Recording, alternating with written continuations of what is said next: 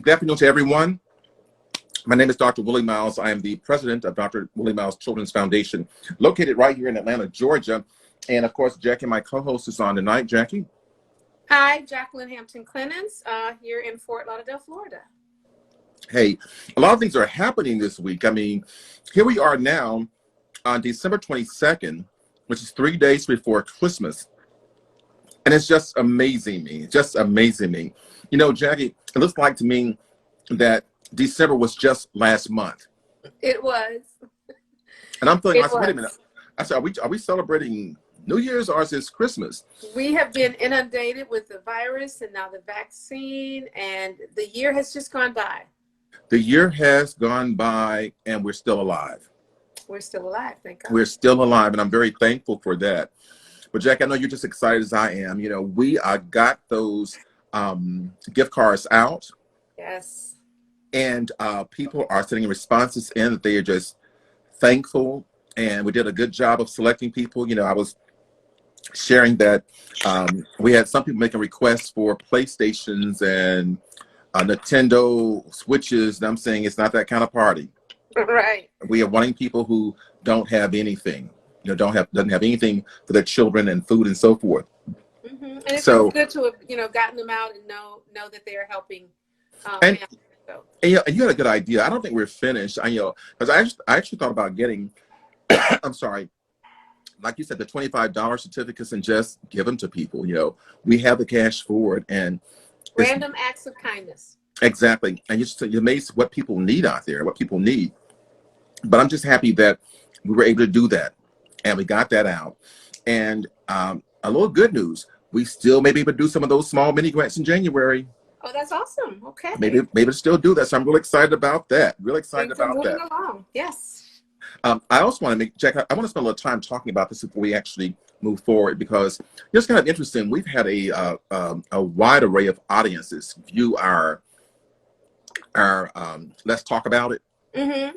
And, we're just talking. We're not begging people for anything, but it's kind of, if you have something, I'm sorry, I'm eating candy. If you have something, I would think that you want to make a donation to an organization that's really helping you help people. Are you with me? I'm totally with you. In many of the things we do, especially these days, we have to be very particular about where we put our dollars. Mm-hmm. And the same is true for our donations. Put them where they count, where they don't go over to a lot of overhead, where they're going to go directly to services. Yeah, I think it's an amazing thing. And here we are now looking at how we're proceeding into the future. We're looking at still looking at projects. We're still looking at what is the foundation's vision and mission. And I say that to say that, Jackie, we're going to need people's help in an awesome way. Mm-hmm. Because the things we do are kind of different. You know, we can't be controlled and told what we can and cannot do. Because let me just share with you, just to get those gift cards out, if we were a government agency, oh, please, we'd have to go through legal, first of all. We have to do legal, accounting, documentation after the fact. And, Dr. Miles, that really was the mission starting out, to kind of fill a void. Exactly. To go and do what's not already being done. And as well as serving other organizations. Like, organizations don't do that. Yes. So we're an organization that's focused on serving other organizations and giving direct service to families. And Jackie, I think what we're going to do, and we're talking to our audience also, we're going to stay fast in this year. I just believe that we should not get ourselves caught up with other people's money that tells us when we can spend it, how we can spend it, and if we can spend it, and then put you in jail if you ain't spend it right the way they want you to spend it. Right. Don't have that kind of time. Yeah, I'm not going to say we're not going to ask for those kind of dollars, but I'm going to be very rigid. I'm not going to be out there begging and saying give us contracts and give us grants, because there has to be some stipulation that says that, I know there's an accountability piece, but Jackie, our mission is just to help people, Right. And I'm hoping, Dr. Miles, and I know that there is enough support out there for us to do exactly what is intended. Get those dollars that are not restricted, those dollars that are just not tied mostly to reporting. Right. because that, of course, then requires additional staff, and you end up putting money away from the intent. The Right. intent is to serve an underserved population, Right. in unusual ways. So I hope we can, and I hope you will continue to be very, rigid and stringent about, taking dollars that take us off our mission. Because all dollars ain't good dollars. All dollars are not good dollars. All good dollars are not good. When dollars cause you not to sleep at night, they're not good dollars. They're not good So dollars. true. So And, true. and I started organizations before, and when those dollars start causing you to have to worry and figure out and play politics, I just don't have. I'm too old for that. I don't have the energy for it. I've done it before, Jackie, and you've been with me as we've done this. And I'm saying Yes. this. I want our audience to know that we're just a grassroots organization who is really sincere about helping children. That is it, folks. We're not trying to get no big old building, because Jackie, I'll tell you this, and I'll tell our audience, I'm not for all this brick and mortar. I'm telling these organizations that give us money, guess what?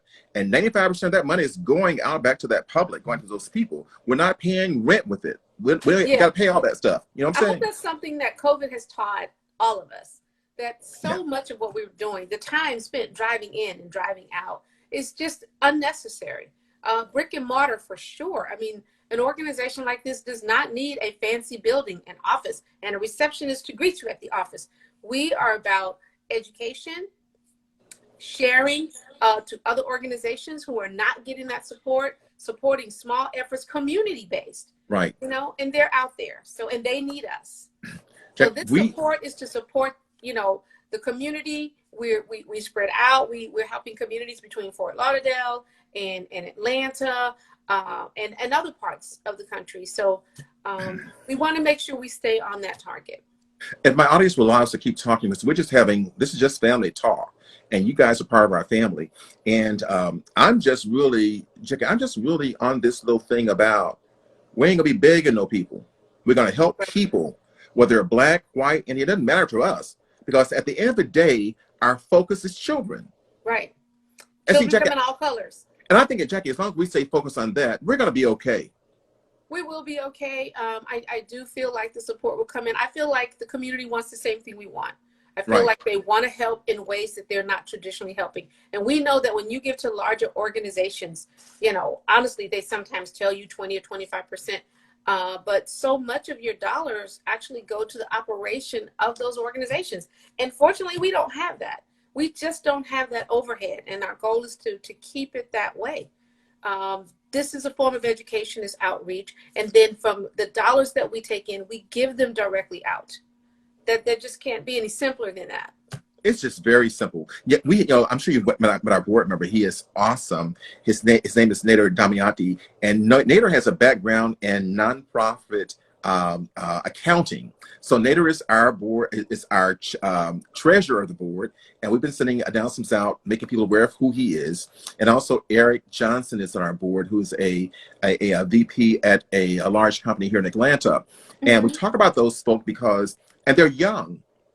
And what we're doing for our board of directors, we're actually recruiting young people, because, Jackie, I'm not ashamed of mine. I'm 63, and I know a whole lot. But guess what? I have to bring people who are futuristic, who can give us new ideas, and who have the energy to make this happen. And who can reach a new audience. And, we always say there is no success without succession. If you're not passing this torch, then what you do, goes with you. So, you can't count that as success. So it is very important to always have young people and bring them in and to listen to them. Let's face it, this is their world. Yeah. Our topic, of course, is about racism and how it affects children. But we're going to stick here for like another 5 minutes. We have some time, and we have a very interesting topic. We'll be there in a second. But I want to have this kind of like little fireside chat, because it's right before Christmas. Before Christmas. And please understand, and I don't mean to be so arrogant, says we ain't asking for nothing. Folks, we do need your assistance. We're making our appeal to you right now. We're asking you to give us any amount you have, donate it to us, because Jackie and I and the other team members, we've already begun to look at where that money is going in January. Mm-hmm. And you'll be surprised how much we're doing with so little. Jackie, just sending money out. I'm sorry, go on. Yeah. Well, that's one of the things that can happen when you don't have a lot of overhead. You can do so much more with so little. And so again, it really is about people joining us. It's about them having the same sense of need in our communities. It's about understanding that there's a lot of work going on out there, and they can't get access to those big grants because they don't have the structure. You know, they haven't been around long enough. They don't have accountants. So, you know, there's a very important, there's a need for what we're doing. Let's share the word what we're looking for 2021. Let's share the word right now we're looking for. We're looking for donors, whether they are corporations, to actually seed us. We're talking about from 25 up to $500,000 or more. We're talking about organizations who want to see outcomes versus want to see paperwork.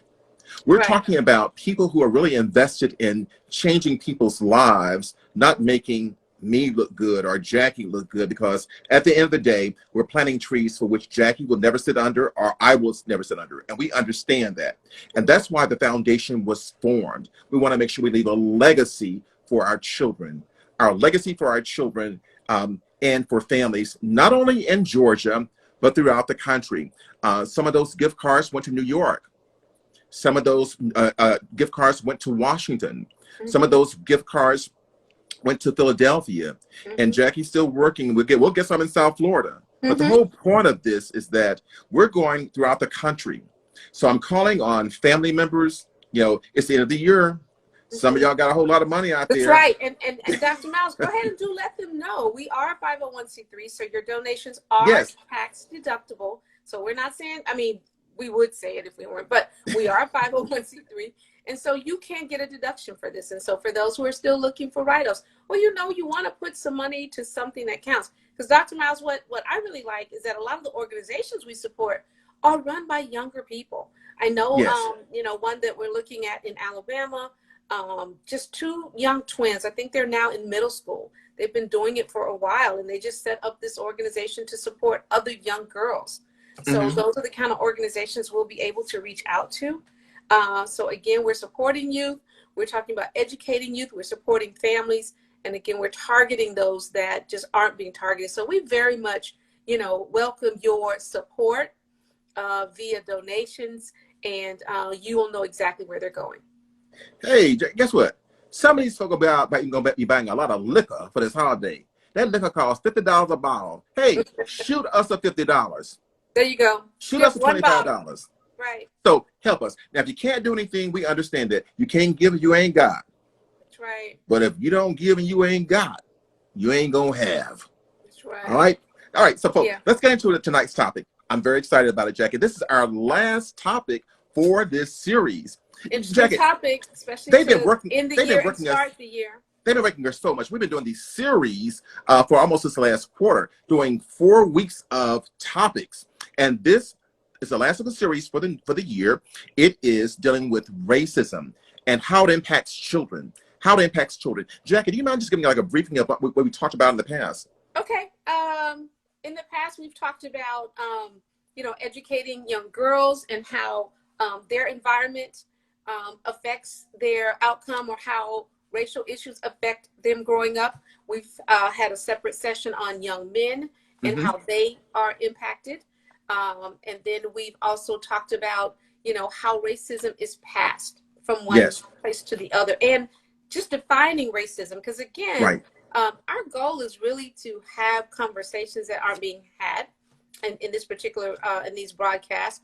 And so we've just talked about a lot of terms that are out there. We're hearing them everywhere, but we like to break them down and have deeper discussions on them. And we had a very colorful, for lack of better words, a colorful conversation last week on coloration. Coloration was amazing. You know, we could do coloration for quite some time. Do you mind recapping it, or do you want me to recap it? You go ahead. Coloration is something that's just amazing to me, and that simply is how within one race there are various skin tones, and how within that one race or that one culture there can be discrimination within that culture itself. Light skin versus dark skin, straight hair versus curly hair, you know, and it begins to cause self-harm to ourselves. But the biggest question is, when children start experiencing colorism, it's not because they see it, because they see you talk about it. And y'all know what kind of conversation y'all have in cars when y'all ain't about around y'all, when y'all call people all kind of names. But look at that. The children hear that stuff. And also, Dr. Mouse, to just last week more than any other was to make us aware, to make adults aware of their thoughts on coloration, because they really do become subconscious. And in that, we assume that it's normal and acceptable. And so sometimes we forget that we're making decisions based on skin tones, and always very much within our families, because one of the things we discuss is that most of us do have, even within our immediate families, a range of skin tones. Yes. Yeah. But when we talk about this racism and how to get children not how to get children engaged in racism, but how to get them engaged in the conversation, we start looking at what racism is to children, and not only to children, but to anyone. And racism is anything that deals with one race that's elevated. In other words, I'm black, I'm better than you, I'm more powerful than you, I control you, so I hate anybody who don't look like me. I hate anybody who doesn't have my dark skin. Go on. Yeah, and let's be clear, because tonight we're talking about how children are taught hate. Yes. How are they taught this hate? And it's really not as simple as some of us may believe, because it is so ingrained. So a lot of times you may not think you're teaching your child to hate, but you kind of are. So we want to talk about how that happens. I thought that if you're black and you have a black child, that child is born knowing that he's black and he's supposed to hate white folk and anybody else who ain't like it. That's not true. No, first of all, no child is born with a prejudice or a predisposition. So a lot of times what we don't realize is that while we may not have said the words, our actions also speak very loud and very true, clearly. So it is important for us to be aware. As a matter of fact, I think sometimes our children pay more attention to our actions than our words. So if, like you mentioned, Dr. Miles, you're out somewhere and you make a passing comment or a certain gesture towards a particular person, your child is going to notice this over time. They're going to notice it, and they're going to embarrass you when they get out in the streets, and you're going to lie and say that they say, look at that person you call mom, and look, you call that man or something in the car. So what you said, Jackie, is it's just really profound. Right. And that is, children look at more what you do than what you say. Because you're turning around in a minute and call somebody an N word or a C word, then tell the child, don't call nobody no names. Right. The other thing that's really important that we should mention early in this conversation is that when you teach a child to hate, and let's go ahead and spread that to anything, right? Not just people. When you teach a child to hate, you're also teaching them to be a negative person in general. That's amazing. You're feeding them a negative concept. And sometimes that becomes a cycle and repetitive, and can be very difficult for them to undo as a child, and certainly as an adult or young adult. So in other words, it's like you create this bigot and then want to figure out why he hates folk, and then why he ends up hating you. Right, or figure out why there's hate in the world. Because, we always ask, how are 18-year-olds, how are we continuing this?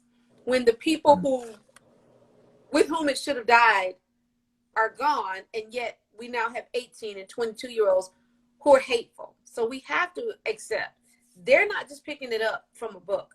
They're not just getting it from TV. Because even if it were in TV on a book, somewhere at home, it was deemed acceptable. But one thing we said last week, Jackie, we said that saying nothing is almost worse than not saying anything. Than saying something. You've got to be able to say something. And feel comfortable in talking about not just necessarily racism, but race and colors. And you have to initiate the conversation. It's not that, okay, let's have a talk, but this talk about racism. And next talk is about having babies. No. It's a part of your natural process of communicating with your children. One thing you said, which I think was so profound, is that you create bigots. You do create bigots. And we need to realize, too, that in some environments, teaching children to hate is considered abuse. But Jackie, hate is a big word, though. That's a strong word, isn't it? Yeah. But I think it's something that happens quite easily. A lot of times we may look at something and go, oh man, I hate that color. I mean, hate is a word that we use frequently. Oh, I can't stand this. Oh, I Right. can't stand her. I mean, so you know what I'm saying? The concepts are all around the kids. You Right. think you don't think it's anything major. You certainly don't think it's anything they're going to stick with, but then they do. Especially if this is something that's coming out as part of your language on a regular basis. Because we say we hate stuff. But Jackie, we're being modest here, but we know what people in cars saying, "I hate white folk," and white folks saying, "I hate black folk," and some other choice words, and then we're trying to figure out, and on church on Sunday, talking about we should love everybody. So it's a conflict for children, and I children mean, start. standing in line at a store and Hmm. making certain gestures or ignoring certain people. I mean, how Hmm. many times have you been in a store and standing there and someone walks right in front of you, go, "Oh, I didn't see you." You go, "Oh, we're invisible now." So all of these things, when you have a child with you, is teaching that child a certain behavior and teaching that child to disregard and that people are different. And I think, Dr. Miles, it is just as bad to make a child think that they are better, right? Than to just say someone else is worse, Yes. because that is actually harder for them to overcome. Right. Yeah.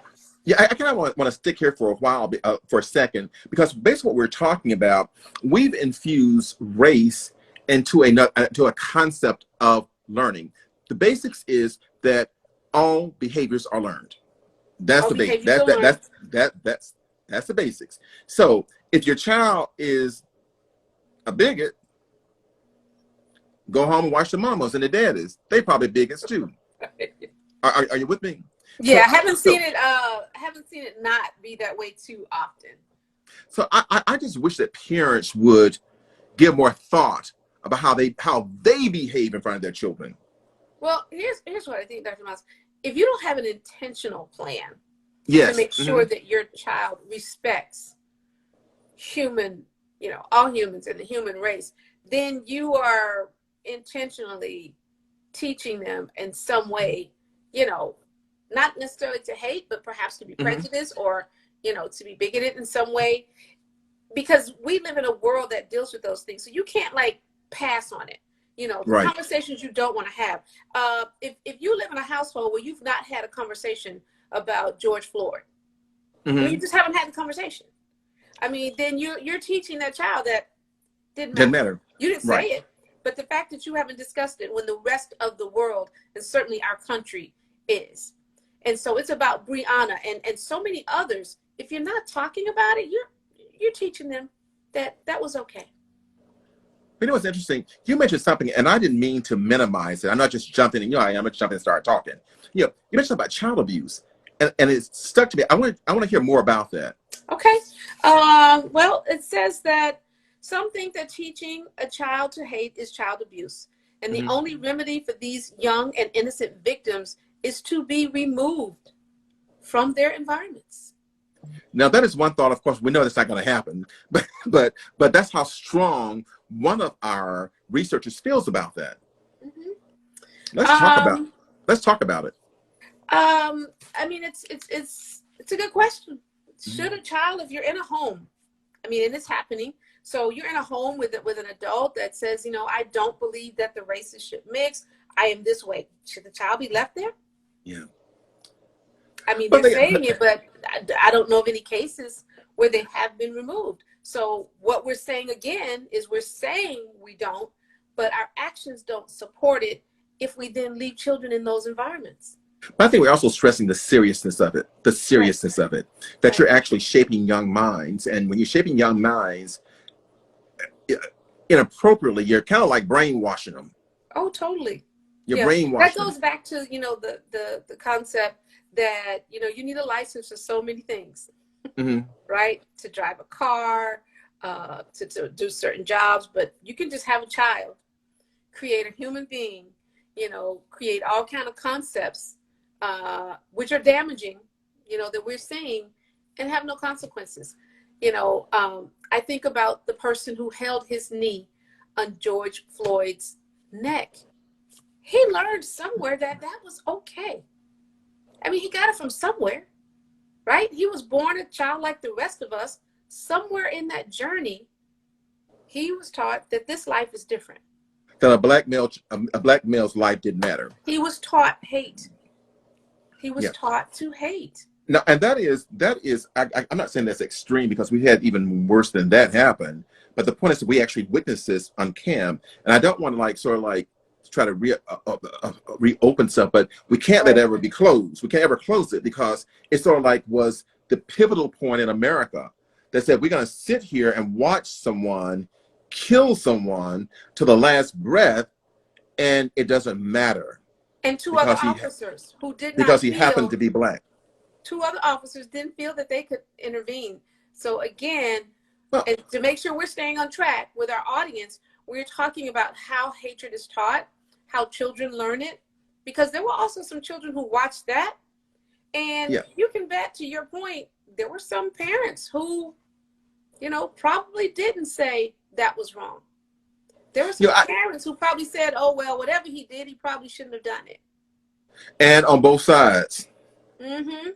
Blame the victim. The thing about it is that I would have loved to pull together some young people to talk about that, just to talk about what they witnessed. And not only that, but when, in many cases, they get the acquittals. You know, there was a little document floating around that said, you know, that it's amazing that all black folk who do something are killed and all white people who do something are acquitted. Yes. And they remain alive. The consistency of that. And sometimes even when it's videoed, even on camera, because, you know, we certainly thought that the cameras would at least establish and prove that wrong was done. And sometimes even with the camera present, they're acquitted. I mean, there's no way to explain that other than, you know, supporting a system of hatred. Well, you know, Jay, the phenomenal piece about these stories and about racism and about what our children see is that this is nothing new.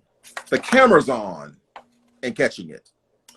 Yeah, and what I think is different in our communities is because of social media, less conversations are being had at the dinner table. Yes, yeah, that's true. I think there was a time when, you know, families would eat together more often and talk about it. Talk about these things. But a lot of kids are eating on their own. A lot of kids are in front of a TV or a phone, and they are no one's ever having a conversation with them about what's going on. So they're forming their own ideas. Well, Jay, but to me, why is it that some people think that talking about these differences to children creates racism? Talking about it now. Well, and that's another good point that's raised here. Talking about differences does not increase prejudice in children. Being aware of the difference is not the same as avoiding, ridiculing, or fearing specific differences. But you're right. Some people feel like, well, if I bring it up, that makes me, you know, prejudiced.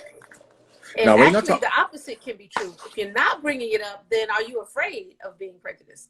No, we're not going to talk about it because, you know, we like everybody. We love everybody. We're not going to talk about race in our house because racism doesn't exist for us, and we're not going to expose our children to that. Oh, and let's not forget we teach our children to be colorblind. Yeah, well, that's right. long been an issue. Research also says children are not colorblind. Okay, they're not.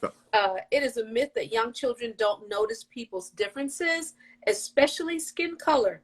Children are, in fact, acutely aware of our shadings and gradations, and they need matter-of-fact, simple, and truthful explanations of these differences. You know, again, simplicity. At an early age, they may ask for explanations. It's important for parents to be equipped and prepared to respond. And Dr. Miles, most often, they're not. You know, what's amazing about that research you're reading is it was also saying that it's kind of interesting that that parents oftentimes want to emphasize the similarities. Right. Versus because they think that's a way of teaching it, right? Right, versus the differences. And the differences really accentuate the need for tolerance. So in other words, the similarities are, okay, if they similar to you in this right here, they okay. Right, and that's what you're saying. Right. If they're similar to you, which again is not celebrating differences. Right. Again, not enough to talk about similarities among people. While we want our children to understand that things that bind us as human beings, it is equally important that they understand that shared characteristics, language, and customs are expressed in different ways. Again, it's a support of our differences that we have to teach. We continuously tell our children, see, they do this just like us. We may be implying that similarities are the only things that make these people acceptable. Well, the thing about it, is that what we're bringing before you, the audience, is that these are things that have always been out there, and we're just trying to make sure that you are aware of them, and not to feel uncomfortable in talking about race to your children, not feel uncomfortable in talking about racism to your children, to not feel uncomfortable in leading the discussion, because oftentimes your children will not start the conversation, and it's better for you to have the conversation than not to have it. I always Right. tell parents. Go I'm ahead. sorry, go on. Tell I always parents. tell parents that what you don't tell your children, they're gonna hear from somebody else. So If you're I not teaching prefer them, someone else is. exactly. I prefer my children to hear the perspective or the view of our family from me, because they're Right. getting it from someone who cares for them, who loves them, versus someone who is maybe putting propaganda out there. So I think it's important that we really start paying some attention to this, and not ignoring it. Not saying, "Oh, let's not talk about it. Let's Right. not bring up old stuff." I wonder if anyone in our audience has had, those sort of experiences, maybe where a child came home and expressed some views, or shared that views were being expressed in their schools or their work environments that were a surprise. Again, we've thought that we live in a post-racial America. So I wonder if any of our listeners or anyone joining us tonight has just had those sort of unusual experiences. And I'm also wondering, Dr. Miles, uh, do you feel like we exhibit diversity? Like, are we creating opportunities for rich diversity? I hear Well, a lot of people say, well, I don't let certain people in my house. Mm-mm. well, what's so interesting though is it's according to one's perspective. Because guess what? We can say we're doing diversity because I allow women to be in the house. You know, True. and we can say we're doing diversity because we let short people or tall people. And so the key is to be very specific on what are we talking about. And I Right. think for our children's sake, it's important that I'm gonna say this. I'm gonna regret it. We do like a lesson plan that says these are the things I want my kids to know.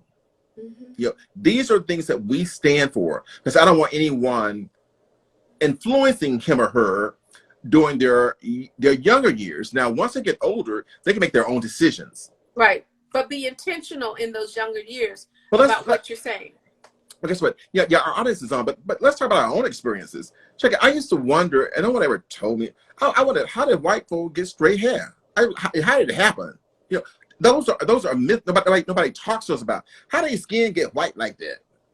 Yeah, how are they like? Which just goes to show you that there are probably so many questions and things out there that our children have. And again, if we're not having conversations about differences, about race, about culture, then they keep those to themselves. And white A lot of children ask the unanswered same questions. questions. White Mm-hmm. children ask the same questions. Mm-hmm. Why You are know, they different? Why is their hair exactly. different? And let's not even get into how we describe, other people's hair, But or how our hair you know, has been described. the other thing about that though is that, and let's just take a look at this. And it's according to perspective. For instance, what does the black parent tell the black child? What does the white parent tell the white child? Give me an example. Uh, why are they skin white?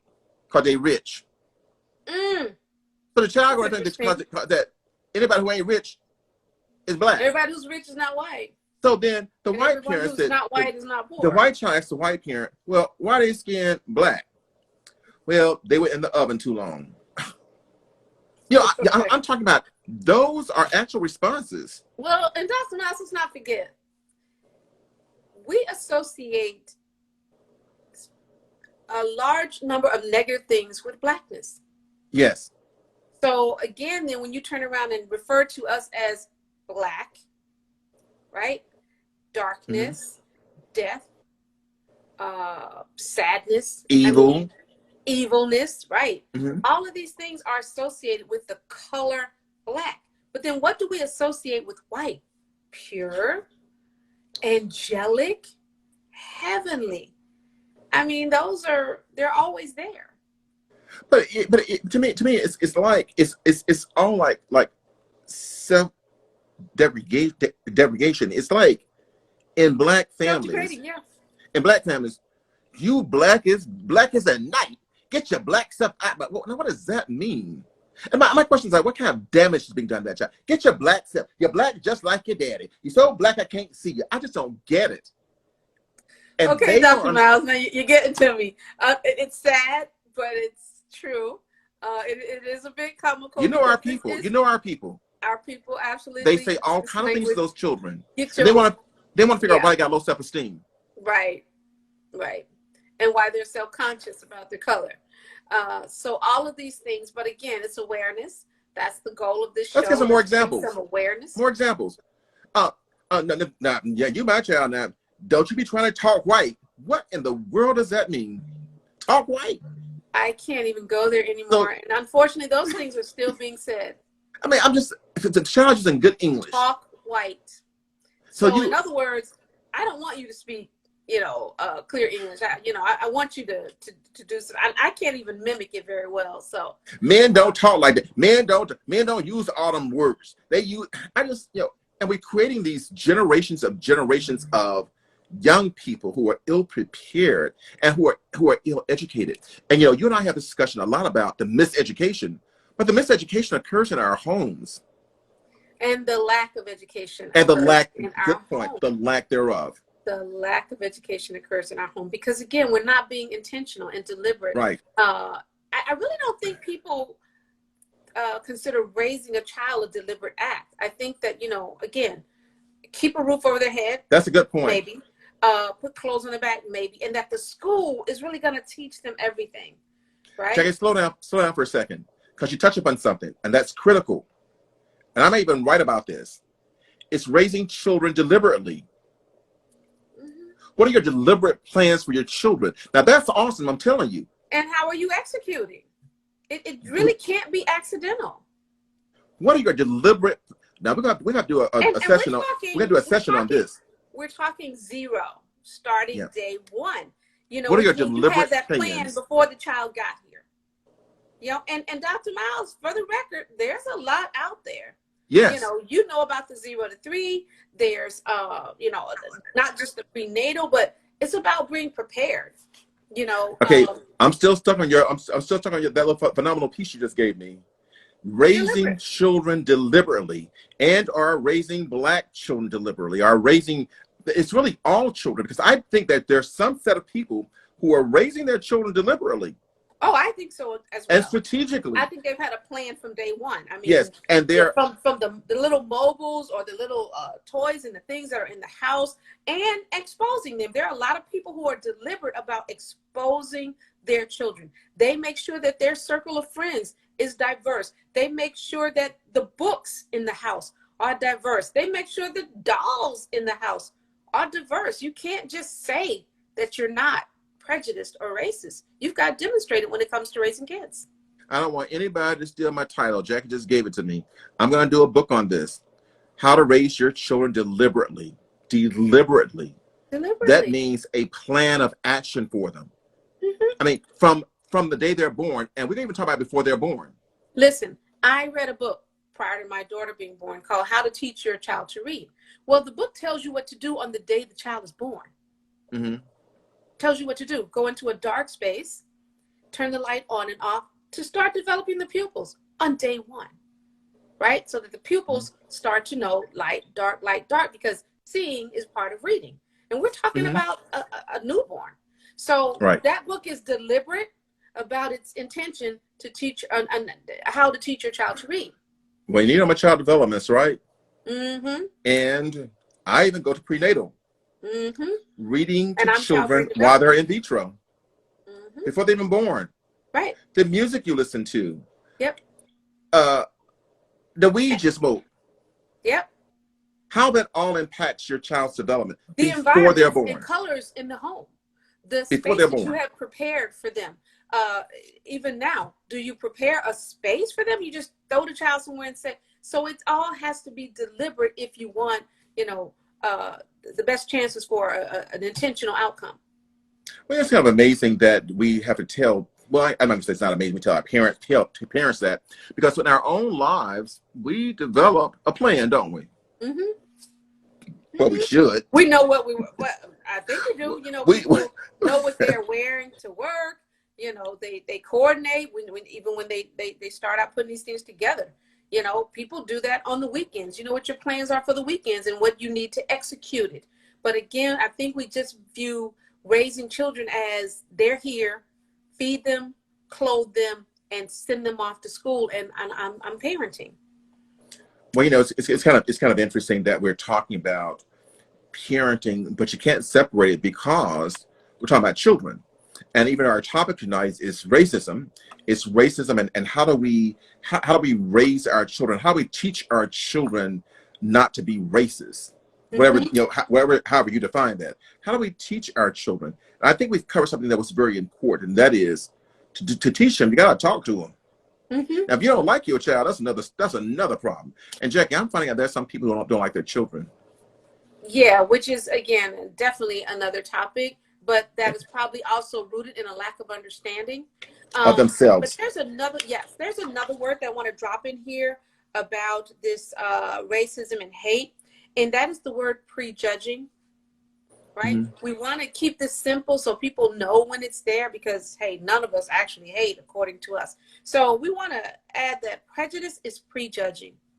It is. It's making an assumption about a person based on a predetermined factor. It could be skin tone, as you said. It could be height. It could be weight. It could be anything. But you're prejudging, right? And the person who thinks, I don't want blank living in my neighborhood, is expressing a prejudice. I don't want so-and-so in my reading group. Well, based I would upon prefer race. you not do this. I prefer you not play that sport, maybe.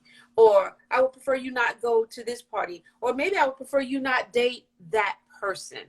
Those people. So it is prejudging, and that helps us to kind of really simplify. And Dr. Miles, if we're going to be honest, there's a lot of prejudging that goes on. Oh, we have a lot of prejudging in a lot of areas, and just doing harm to our children. And the sad part about it is that the parents, in their best of teaching, think they're doing the right thing. And again, here's the fact too, that prejudice is learned through living in and observing a society where prejudice exists. Children's opinions are influenced by what the people around them think, do, and say. Okay? This suggests that prejudice does not come from the children's awareness of differences. Just because they know it's different doesn't make them prejudiced among people, but from their perception of negative attitudes about those differences. So I want to repeat that. It's the negative attitudes about the differences. It's okay to notice that my hair is different, okay? But when you have a negative attitude about that difference, that is when you're teaching that child prejudice.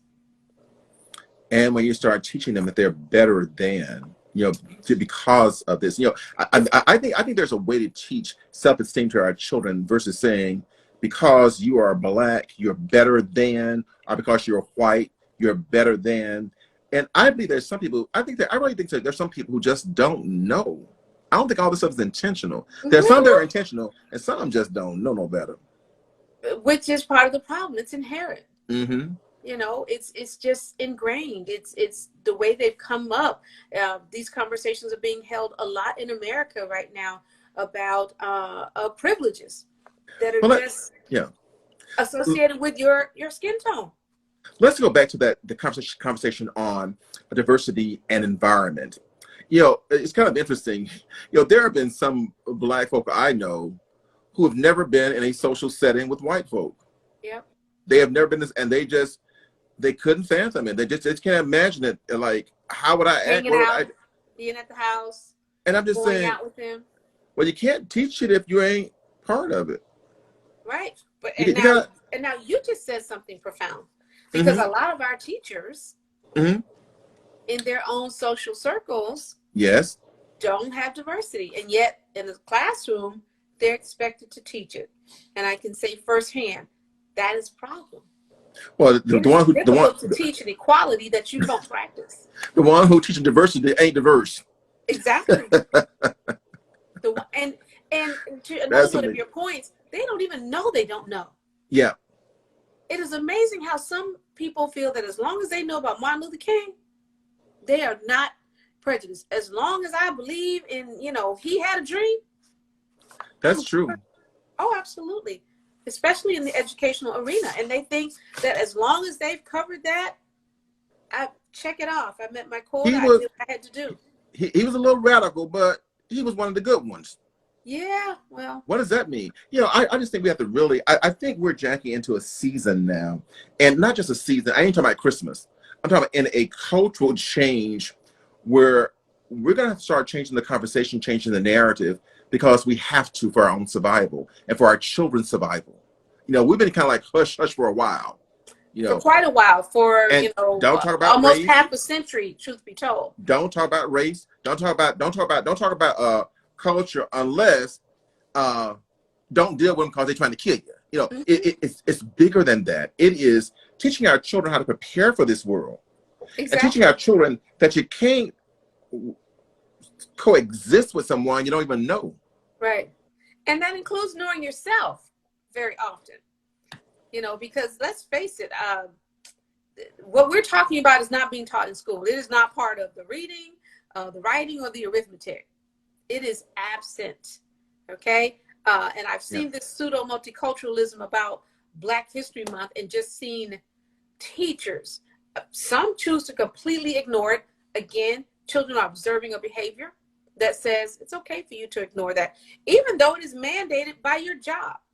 Yeah. What other things can you ignore that are mandated by your job? So that speaks. Now, that person would not say that they hate, but if you are ignoring something mandated by your job, doesn't that mean you dislike it that much? I mean, isn't that what that is?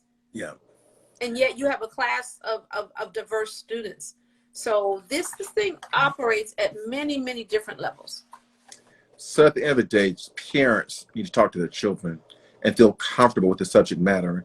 It's not a complicated conversation. But if you don't know, it's complicated. So, and I want to add to that, Dr. Miles. I want to say that parents not only need to talk to their children, parents need to demand that the environments that they are learning in embrace diversity.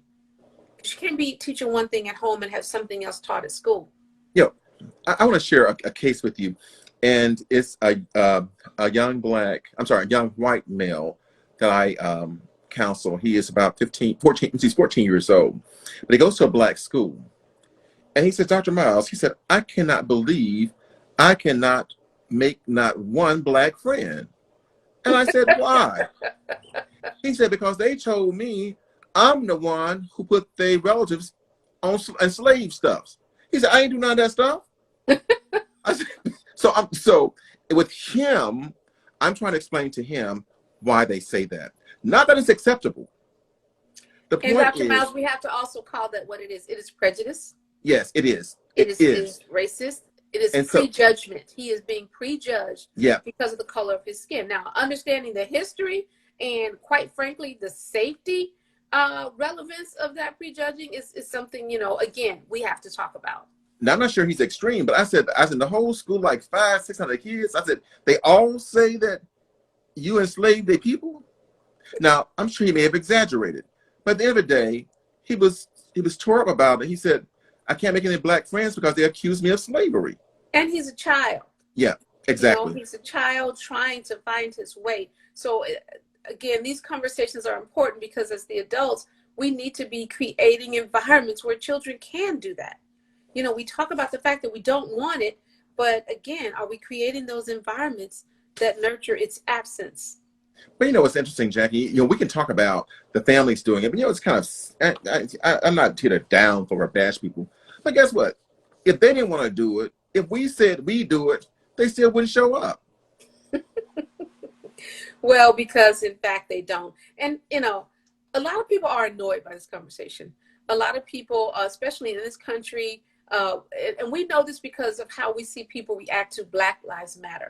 It shocks me that anyone, after seeing the repetitive and numerous number of people of color who are being killed at the hands of officers and other situations, would begrudge anyone Black Lives Matter. And they start saying, mine does too. Well, okay, you're right. But are you being killed at those rates? So that tells you, Dr. Miles, that a lot of people do not want to have these conversations about race, which means they're not having them with their children. They're certainly not having them at home. And that's why we have to have them in the community. Sometimes you can reach a child even when you can't reach the adult. But this is why we lose so many young adults, because as adults, our lives are so conflicted in our beliefs. We're so different, you know, every day. On Sunday mornings, one of the most segregated times in the world. Yes, certainly in But we're this. but we're serving God. You see what I'm saying? We're serving Yes, God, and yes. the question is, our kids see this stuff. You just said Again, you hate. those You just said you messages, hate. watching what you do. Yeah, looks like one of our guests. Yes, um, is saying yeah. They watch what you do. They're going to church with you, Yeah, and they're and I'm noticing and not start bashing speaking out. church. I'm not bashing church. I'm just saying like that we have to watch. Yeah, and I guess we can't overemphasize this.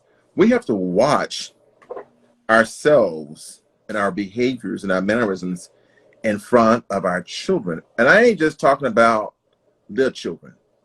But Dr. Miles, you just said we're not bashing the church. Of course, we're not. But my question is, can we ask churches to be accountable? Right. Well, So guess what? you're a church. You've got an all black congregation, or you've got an all white congregation. Really, in 2020, and that's okay. I mean, they're children at the church. You're sending a message. So can we not ask even pastors to be intentional? Well, let me tell you something. I love the church, um, but to do that is asking some pastors to make a decision, and those Right. pastors are hired by that deacon board, Right. and also that building got to be paid for. True. So we ain't gonna deal with too much stuff So controversial now. racism has to take a back seat. No, we'll do that on. We can do some African dances on Black History Sure, Month, Black but History Month. that's what we're gonna do. But I ain't gonna be touching that stuff because I ain't gonna be teaching hatred. Dr. Miles. So we have a lot. We have a lot to do in educating our society, and so does white people and Asians and so forth. I just think that our children can't learn to coexist if they have not been taught to coexist. And we And often come back to this place, Dr. Miles. mhm. Who do we want to be as a country? Who do we want to be? We can talk about, leader of the free world. The free world is watching us. They're watching this double standard. They're watching this hatred. The young men that we saw marching in the street in, I think it was Charlottesville, the free world is watching that. And they know Yes. that something created that. Someone created this hatred. Are we leading? Yeah. But, at this point, we have, it's kind of amazing how the time goes by. And here we are at the end of the hour dealing with this topic. I want to leave on an upward note. And the upward note is that change is coming. The upward note is, will your children be ready for it? And I want to add this as we kind of go out. The relationship between parents and children's attitudes towards members of out groups, you're out of the group, is consistent. Okay. Not only do parents teach prejudice directly through reinforcement, but children often learn their parents' prejudiced attitudes by simply observing them again. Yes. Simply observing their parents talking about or interacting with people from other groups. So again, be aware, be deliberate. It's be deliberate. I like that. You don't say. I like that. Be deliberate. I like that. Jackie, we have some other time. This is going to be the last time we see our audience until 2021. 2021. Yeah. Right. I just want to take this opportunity to thank you all for all your support. This is our first year of operations, and I just feel so overwhelmed with joy how this community has received us and how these folk, how I remember the number is with us every week. And I'm so excited about 2021, Dr. Miles, for this effort, for the growth for our country and our community. The goal is that these conversations increase and that more people join us and then, have these conversations in their communities. Right. I'm going to wish each of you all a wonderful Christmas, happy Kwanzaa, and any other holiday that is celebrated. Be safe, folk, and just remember that you don't want to be in a casket because you failed to wear a mask. Mm. So I'm saying just go along with it. Just go wear the mask. They said it's going to save us. Wear the mask. Right, and we're not close to that being over there. They're letting us know that I'm you're telling you. looking at next fall before we would even begin to think, and many suggest 2022. So please wear your mask. Let's stop this. All right. So, Jackie, you want to do some well wishes before you go? This is almost like New Year's I'm Day wishing for us. everyone just a wonderful season. Take time to breathe. Take time to enjoy what's in front of you. I don't care. Don't think about what's not there. Think about what is. Count all blessings. Be safe. Look forward to seeing you in 2021. I want to say this as we go out. Guess what? You think this year was all bad, right? But the word of God says that we're victorious in everything. So we're here today and we're going to be here next week. I'm just believing on that. So I believe you can speak things into existence. So Jackie, 2021 is going to be awesome for us. And the years ahead, the 100 years ahead of us are going to be wonderful. And I want to speak Absolutely. life. I want to speak life into our viewers that if you're going through anything, it's only a test. It's only a test. You'll get through it. You're going to be just fine. You're going to be Yes. just fine. So, Yes. folks, we'll see you January 2021. It's been a ride. Hey, have a blessed evening. Merry You as Christmas. well. Good night.